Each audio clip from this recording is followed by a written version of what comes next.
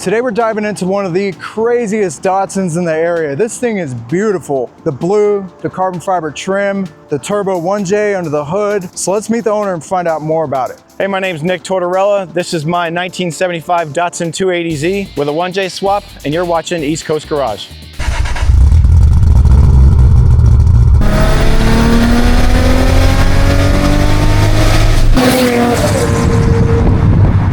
I love a 1J because of the way it sounds. I mean, these things kind of just sound different than even a 2J.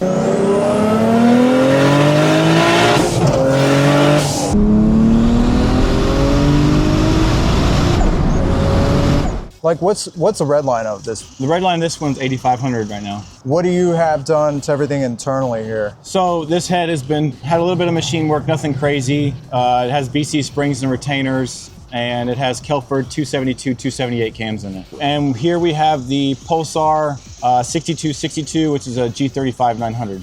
How much boost are you on?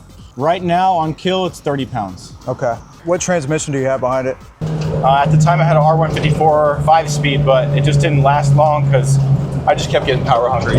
Yeah. I have the cleanest GR700 Trimic T56. Perfect. Yeah. That's a good transmission.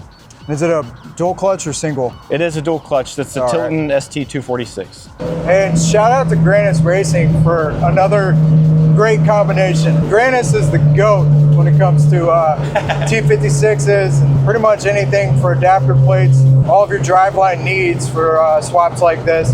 What's underneath the back? So we have a S550 Mustang 8.8 back there. Okay. It's got a 409 4Performance rear gear in it, so it's needed with the 1J's lack of torque, but it takes care of it pretty well. Yeah, I bet it does. That's a good rear diff. I'm sure it just bolted right up with there's a company called Invincible Extremes that makes a kit for it, and they also provide 1,000 horsepower axles and everything like that. Oh, nice. So it has Mustang brakes on the rear, 2012 GT500 Mustang brakes on the front, and yeah, so it's fully hodgepodge. Yeah, dude, those front brakes are massive. Yeah, they do the job. What does this car weigh? This car, without me in it, it's about 2,600. That's light. Yeah. Yeah, so you were saying like your full race tune is 30 pounds of boost. 30 pounds. You know what kind of power it makes at that level? Right around 720. Dang. Yeah. 720 in a car that weighs 2,600 pounds. That's rowdy. It's a handful. Yeah. I thank my tuner and the AEM switch for letting me go a little bit lower than that most of the time. Yeah. Who tuned the car? My buddy Lawrence Shipman, he's out of Texas. Okay. Yeah, 100% remote tune. Nice. Yeah. Shout out to him because this car is smooth, man. Yeah. And then one thing that I've always loved about these old Datsuns was the wing. I mean, but this isn't factory, is it? This is a little more aggressive. Yeah, so this is a traditional JDM wing, company called Maryujin Shiyuki. It's a style, it's a copy, but that's the type of wing that it is. I've always liked the three pieces. And then the wide body fender flares. Yeah, so the fender flares, again, are Maryujin Shiyuki. I just did a carbon overlay on them to make them look a little bit more in tune with the car's theme, and extra wide rear and standard front. How fat are these tires? We have 315s on here right now. Okay, I bet it uses every bit of it too. It needs it. Does it hook? Pretty decent. Yeah? Yeah. First gear on gate does well. Anything past that, it tends to struggle. Right, at least it's manageable, you know? Yeah. Because you can do boost per gear also. Yeah, I have boost by gear and speed-based boost. Yeah, that's awesome. So you pretty much have traction control.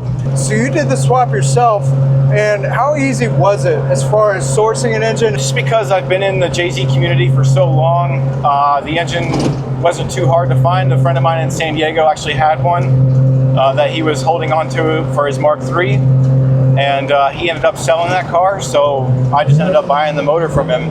How long did it take from start to finish, from starting the swap and driving it?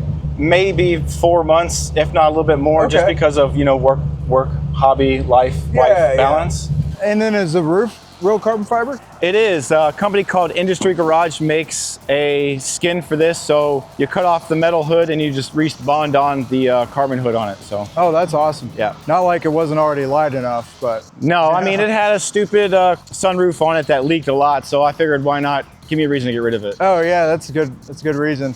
And then the carbon fiber hood also, looking at a little bit more weight savings there. Yeah, just your standard Cybon carbon hood. I love a metallic blue as is, but on this car with the black trim and just the wheels, the overall stance is perfect. I wanted to go with an OEM Nissan color just to try to keep with the old Datsun heritage, even though I put a Toyota motor in it. But this is a 2024 Nissan Z Sarin Blue. I've always appreciated the back end, and being that you took off the rear bumper just makes it look even better, you know? It had to be smooth. It was like an 8-inch bumper. It had to be gone. Sure. Yeah. I love this screen, dude. Yeah, so it's from a company called PowerTune Digital. They're overseas. It's not bad. It's fully customizable. It's got a couple screens you can swipe to and get all your data that you need while you're driving. Yeah, that's awesome. I love how, you know, you got your race harness, your roll bar, like it all just feels purpose-built and appropriate.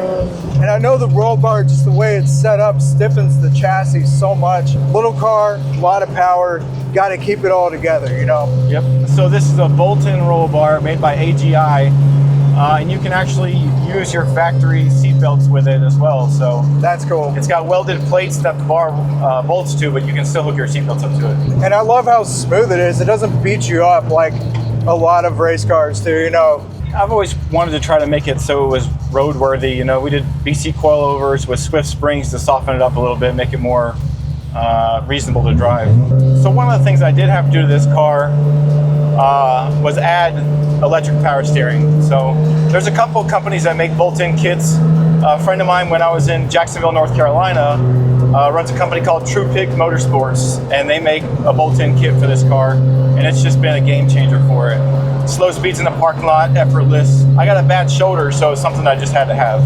It's less clutter. You know, you have one less accessory on the engine. Yeah, you can't even see it because it's all up underneath the dash. There's no belt drive, there's no pump, none of that messy fluid stuff. Do you ever get anybody like really hating on it because you put a Toyota engine in a Datsun? Actually, I don't.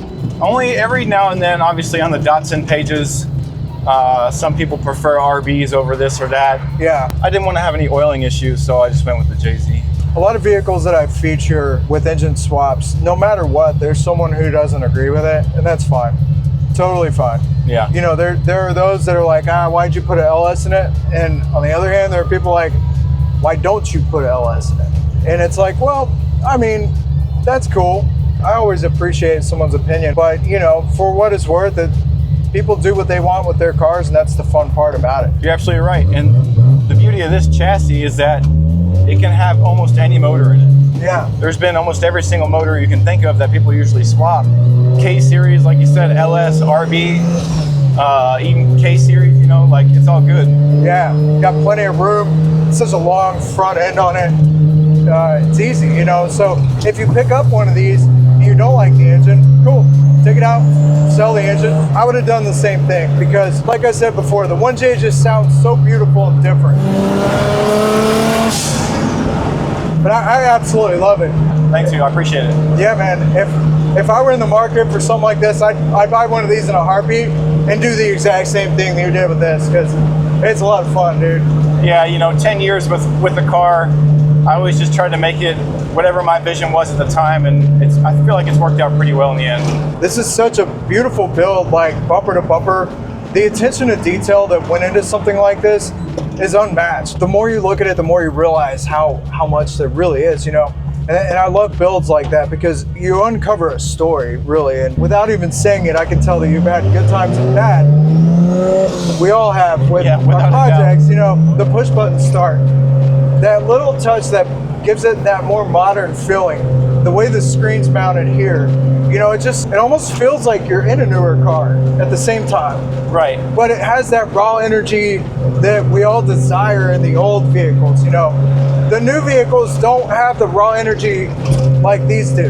They don't have that mechanical feeling when you're driving it or when you're riding in it. You know, for example, the new Civic Type R, it doesn't even feel fast. It doesn't feel as fast as it actually is because of the, you know, electronic suspension and the things of that nature that just have been over-engineered to provide that comfort, like you can daily drive it, and you know, we want to make sure everyone's comfortable. I just love the raw energy of the old stuff.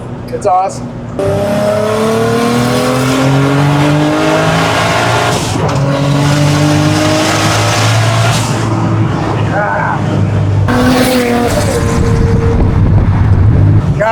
thing pulls so hard, man. Well, Nick, I appreciate you giving us a ride and telling us more about the car today, man. Yeah. It's awesome. Yep. The platform I use for this car the most is at 1JZ S30. Okay, cool. Yeah.